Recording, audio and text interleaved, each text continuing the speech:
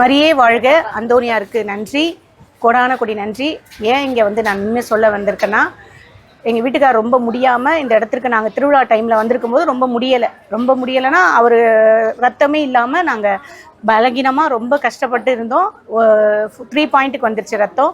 வேறு இடத்துல போய் ஏற்றும் போது 5 பாட்டில் ஏற்றணும், அவங்களுக்கு ரத்தம் ஏற்றணும்.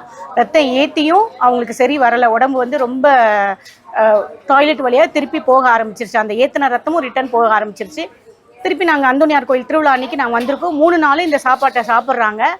வந்து 3 நாளும் திருவிழாவில் சாப்பிட்டுட்டு போகும்போது வீட்டுக்கு போனோடனே திருப்பி அதிகமாக ரத்தம் வந்து அவங்களுடைய டாய்லெட் வழியாக திருப்பி வர ஆரம்பிச்சிருச்சு.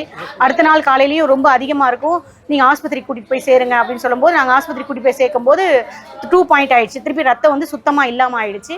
அதுக்கப்புறம் அங்கே அப்போலோவில் பார்த்து நல்லா இல்லை, சரி வரலன்னு சொல்லிட்டு நாங்கள் கவர்மெண்ட்டுக்கு கூட்டிகிட்டு போனோம். கிண்டிக்கு கூட்டிகிட்டு போய் அங்கே அந்த ஹாஸ்பிட்டலில் பார்க்கும்போது உடனே ரேடியாலஜி பண்ணுங்கள், அவங்களுக்கு வந்து பல்ஜ் ஆகிடுச்சு, மண்ணீரல் வேஸ்ட்டாக போயிடுச்சு, மண்ணீரல் மாற்ற முடியாது இனிமேல், அவருக்கு நீங்கள் இது ஒன்று ரேடியாலஜி பண்ணணும், இல்லைனா அவரோட உயிருக்கு ஆபத்து அப்படின்னாங்க.